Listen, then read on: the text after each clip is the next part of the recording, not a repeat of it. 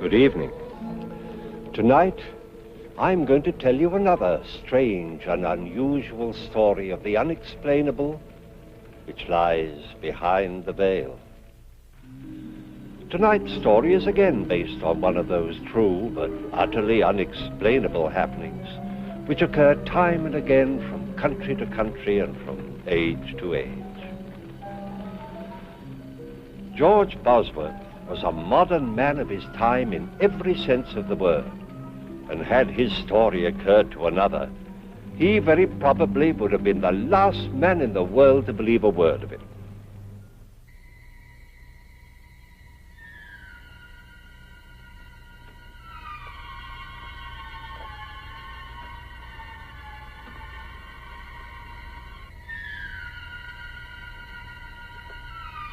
Hart Bosworth had had a busy day, and now, as the last customer left his shop, he prepared to close for the night.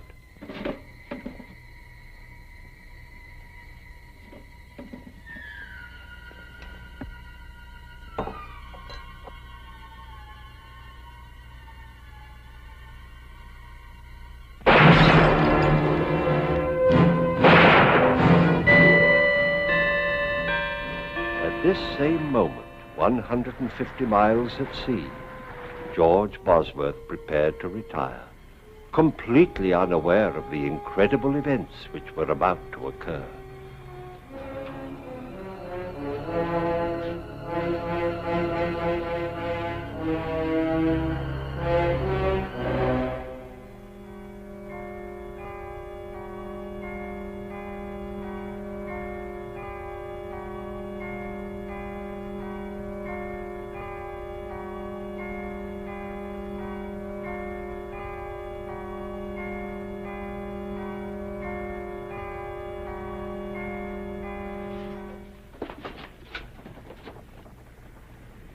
Captain!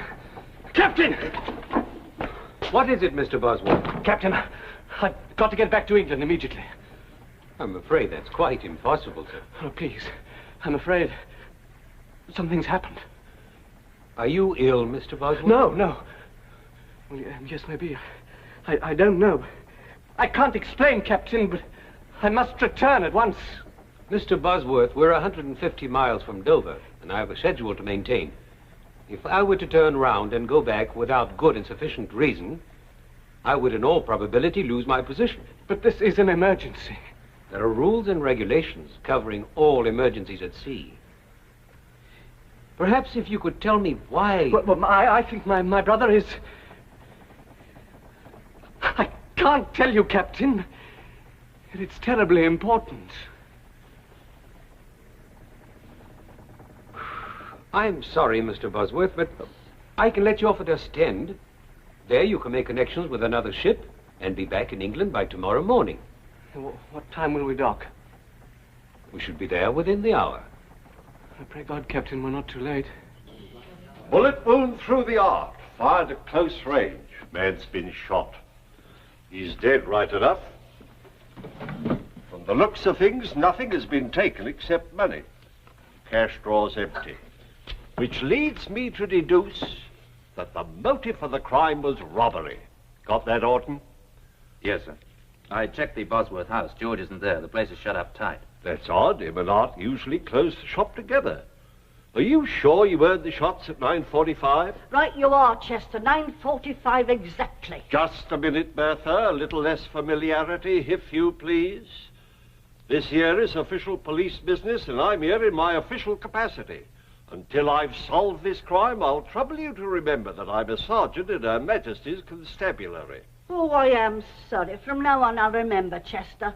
Sergeant. You may proceed, Mrs. Clink. Well, I just put the kettle on. I always makes us a pot of tea in the evenings, just before retiring, as you might say. You know how Alfie likes to get to bed early. Yes. Get on with it. Well, I'd no sooner touched the kettle to the stove when I heard the shots.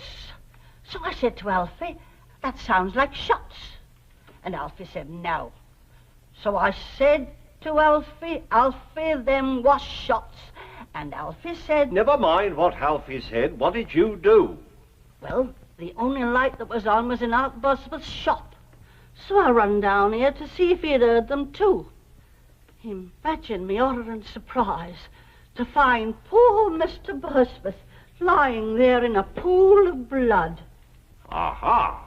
And whose blood would you say it was? How long would you estimate this was after you first heard the shots, Mrs. Clink? Couldn't have been more than 5 or 10 minutes. Thank you very much, Mrs. Clink. That'll be all. But I haven't finished. If you've anything more to say, you can make a statement at the police station. But I know who done the murder. Mrs. Clink, you saw the murderer? Yes, I did. I see. Now, Just a minute, Constable. I'll handle this. Now then, Bertha, why didn't you give us this valuable information before this? I was about to, until I was so rudely interrupted. Are you insinuating that I was rude? Sergeant, may I suggest? The murderer? Huh? The murderer? Oh, yes. All right, Mrs. Clink. The name, if you please. His name is Albert Ketch. How do you know that, Mrs. Clink? I saw him. Just as I got outside, I saw him run from this very shop, as though the old devil himself was after him. Are you sure? My sight's as good as yours, Chester Wilmore. Sergeant, shall I round him up? Why, yes, Constable, do that. And see if you can find out what become of George Bosworth. Why not ask Mrs. Clink, sir? I'm sure I don't know, Constable. But why not ask Miss Julie Westcott? She's his fiancée. She ought to know. I'll do that, Mrs. Clink. All right now, off with you. Home, all of you, if you please. This here shop will be closed till further notice. Move along, please. Now then, Albert, why don't you confess and save us all a lot of trouble? All nice and tidy, eh? Because I didn't shoot Art Bosworth, that's why. Aha! How do you know he was shot? You told me. Oh. What were you doing in the apothecary shop at that time? I was there to collect a debt what was owed me. What was the debt for? Well, you see, I do a bit of carpenter work in my spare time, being handy with my tools, as you might say. And I built a set of shelves for Mr. Bosworth several weeks ago. And it took you several weeks to get paid? Well, there was a slight misunderstanding between us, as you might call it. Aha! That don't mean I killed him. What was the cause of this misunderstanding? While I was building the shelves, a case of his medicines got broke. Bosworth got terrible excited. Claimed I'd done it careless like. Said they was worth more than the shelves and he wouldn't pay me. And so you killed him? That's not true. I don't even own a gun. A likely story. Why, I wouldn't be surprised if you wasn't doing a bit of poaching in your spare time. Oh, it's a nasty thing to say. Poaching's a very serious offence. I've a mind to enter charges against you. Sergeant, this man's being charged with murder, not with poaching. You hear that, Albert? The constable's right. Murder's the charge. Don't you try to throw us off the track with all this talk about poaching. Now, why don't you be a good fellow and confess and save us all this trouble? Now, look here, Sergeant. I'd like to help you, really I would. But you know I'm not the kind of man who'd kill a chap in cold blood. Albert Ketch, you're making it very hard for us. Very well. If you won't cooperate, we'll have to drag it out of you. Start all over again.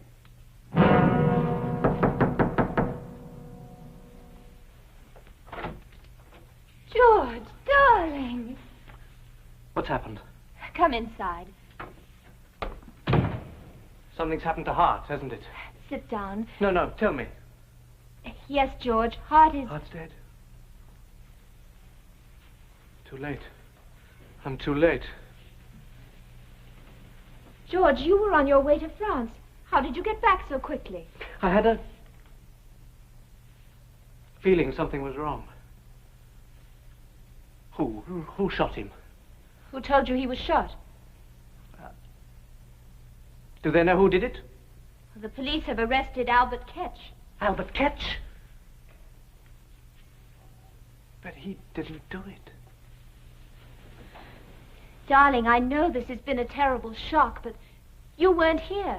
How do you know he didn't do it? Julie, please, take me on trust for now. Albert Ketch had nothing to do with Hart's death. Darling, you are upset. why don't you lie down for a little while? I'll bring you some tea. No, please. I've got to convince the police that they're making a mistake. They've no reason to hold Albert. Darling, you asked me to trust you. I do. You know that. Can't you even tell me how you can be so certain? Julie, have I ever shown any signs of insanity? Of course not. Well, I haven't told you yet how I came back so quickly or why. I never even got to France. Because on the boat I had a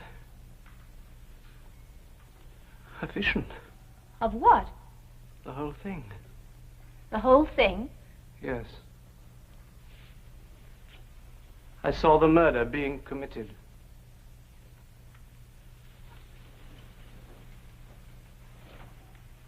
George, tell me exactly what you thought you saw. Well, I was washing, getting ready for bed, and when I looked into the basin, I saw the apothecary shop. It was exactly as if I was right there, everything as clear as it is now. You must have been dreaming. No, I saw Hart by the shelves. And then I saw the murderer come in and shoot him. You saw the murderer? Who was it? I don't know. But it wasn't Albert Ketch, I'm sure of that. George, you can't tell anybody this. But I must. Ketch is innocent. Julie, you believe me, don't you? What difference does it make whether A great deal of difference to me. George, I believe you because I love you. But if you tell this story to the police... No, that's a chance I must take. That's a chance you must not take. But they'll hang Ketch. Listen to me, George. There's nothing you can do. If Ketch is innocent, he has nothing to fear. But you... If you tell this fantastic tale to the police, you'll be ruined. Julie, a man's life is in danger. How can I think of myself? Well, then think of me. You know they won't believe you. At best, they'll call you insane. And how will I feel? Hearing people talk behind your back, pretending I don't hear them, whispering? Julie, Think this of is not Hart. You know how he worked to build up the shop. Will you let all his work go for nothing? Well, that's what'll happen. Do you think people will do business with a man who sees things? I'm sorry, Julie. Whatever anybody thinks, I've got to try.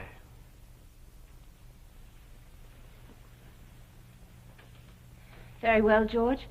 If you feel you must, I'll go with you. No, there's no need for you to become involved.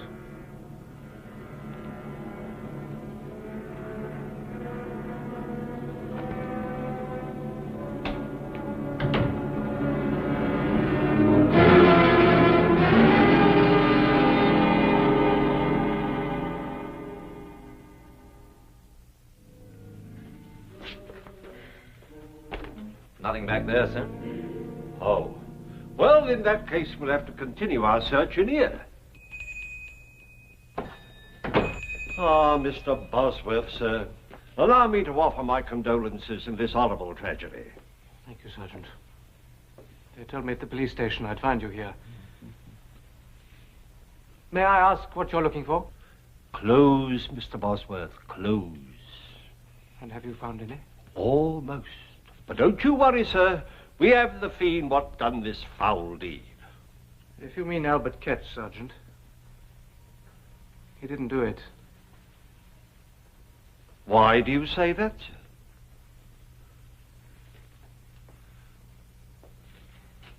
Well, I ask you again. What makes you so sure that Albert Ketch is innocent? I can't tell you, Sergeant. You'll just have to take my word for it, but Albert Ketch had nothing to do with it. Well, that's rather a large order, Mr. Bosworth. Asking us to accept your word without anything to back it up. Mr. Bosworth, sir. I assume you can prove your whereabouts at the time of the crime? Well, yes, I can. I was on a boat on my way to France. Mr. Bosworth, who else besides yourself stands to inherit your brother's estate after his death? Why, no one. I'm the only... Just what are you driving at? Now, I'm sure the constable means no offense, sir. But let me fill you in on the facts. We have a high witness what places Albert Ketch at the scene of the crime. He had motive, he had opportunity. Sergeant, have a look here.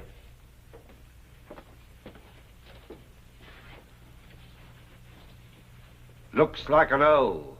It's a bullet hole, I think. Have I your permission to... Help yourself, Constable. It's not a small caliber. As you say, very small. I'm sure it comes from a derringer. A derringer? Well, wouldn't that prove that Albert Ketch had nothing to do with it? Why do you say that? What would Ketch be doing with a little gun like that? Mr. Bosworth's right, sir. It's hard to accept the fact that Albert Ketch would be in possession of a derringer.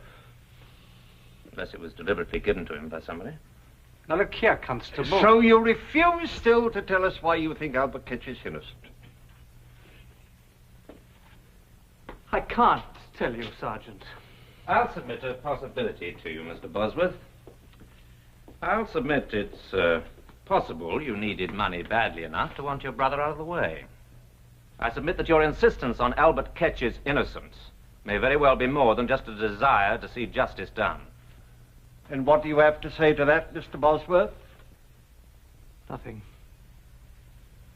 Am I under arrest? Not as yet, but I shall have to ask you to remain within call.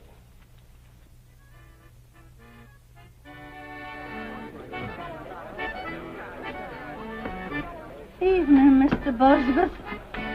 Oh, good evening, Mrs. Clink. Alfie and me wishes to convey our sympathy for your bereavement. Thank you. Shall we sit down for a minute? Oh, yes, Doc. Thank you. He was a fine man, your brother. A fine man. Always willing to extend credit until tie-dye, and never too proud to step in and have a lift with us. And his scales was honest, too. Yes, it was a terrible shock to me, Mrs. Clink. I can well imagine, but never you fear. Albert Ketch shall get what he deserves. Why is everyone so certain that Ketch is guilty? Lord bless you. Who else could it be? I saw him myself. You saw him? Of course I did. Has nobody told you? That Chester Wilmore. I am the most important witness.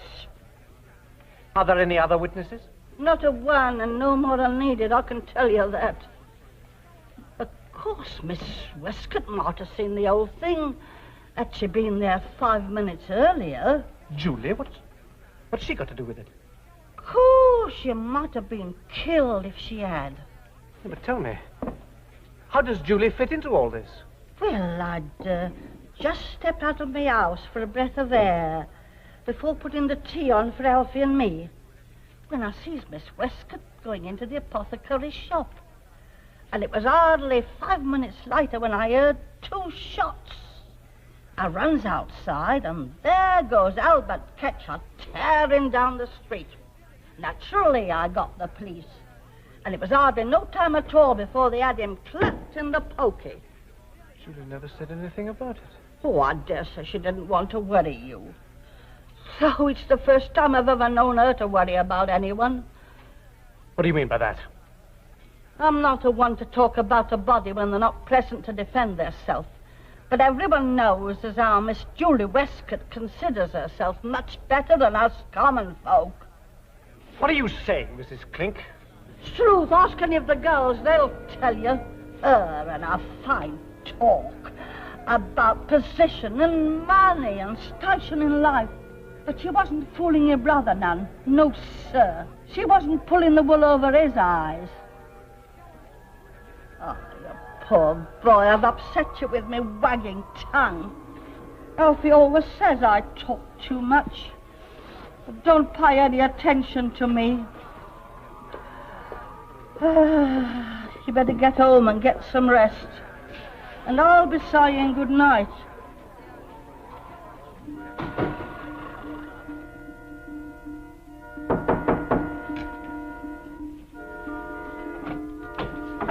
George, darling, I've been frantic. Where have you been? I've been walking.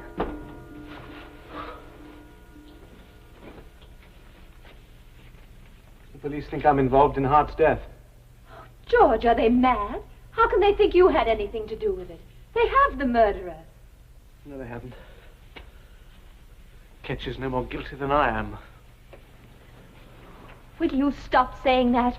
The police think he's guilty. Isn't that enough? No. Why are you so intent on seeing him hang? I'm not. I just don't like seeing you so upset, that's all. Julie, was there ever any trouble between you and Hart? Of course not. You know how fond of him I was. Except, well, he thought I was too ambitious, didn't he? Well, Hart was an old-fashioned man. He thought a woman's place was in the home. George, you know I only want what's best for you, don't you? Yes, of course. A woman needs security, a home, children, a husband she can be proud of. I know, you've been very patient. Well, not really, George. There were times during the last 5 years when I wanted to scream. When I wanted to say to Hart, why won't you pay George enough money so we can be married? He's earned it. He deserves it. But that's all over now. We can be married right away, can't we, George? Well, once a decent interval has gone by. Darling, we'll be so happy. Mrs. George Bosworth. I can't wait to see my friends' faces when I tell them. They didn't think it would happen, you know, really.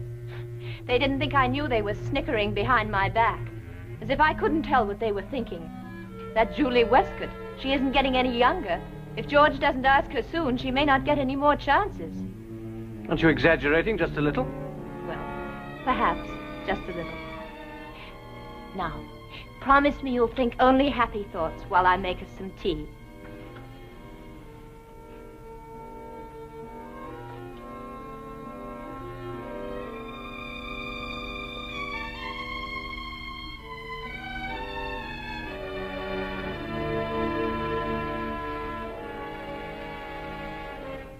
Julie? Yes, dear? About Albert Ketch. I've been thinking perhaps you're right. There really is nothing more I can do. I'll see that he gets a good solicitor, of course. That's very generous of you, George. And as soon as I can, I'll put the shop up for sale. And then we'll be married and we'll move to somewhere... What's the matter? What did you say? We'll be married as soon as I can sell the shop. You can't sell it. Why not? Oh, I know how you feel, but I can't stay here where everything reminds me of Hart. You don't know how I feel. Julie, what's the matter with you? Weren't you listening to me? We live here. Our friends are here. You're an important member of the community, and I'll be your wife, George. They'll respect us. As long as we're together, what does it matter where we live? I won't have it. The shop is doing well here. We have money and position. Do you think I want to start again at the bottom? Not knowing anybody, not being anybody? I forbid it. Julie, you're losing your perspective. I welcome your help, but I must make my own decisions. Welcome my help? Well, that's funny, George. Without me, there'd be no decision for you to make. What are you saying? You've had 5 years to make a decision, but your precious brother stood in the way. Well, I made it for you. He's gone, and I won't let you throw away everything I've worked for. George, listen. I did it. For you, for both of us. How could you? Julie. I wanted you. I needed you. Hart stood between us, and I couldn't bear it any longer. But it's all over now, George. He's gone. There's just the two of us. And we'll be happy, George. You'll see. George, don't leave me. Please. I'm going to find Sergeant Wilmore. George! George!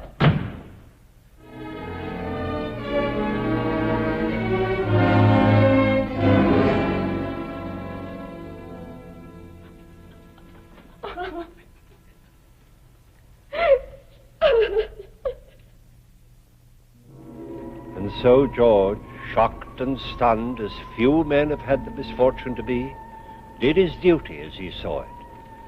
Bereft of brother, fiancé, he still had a life before him. Time would heal these scars, but But would it ever bring to him an understanding of how he could have seen his brother's death?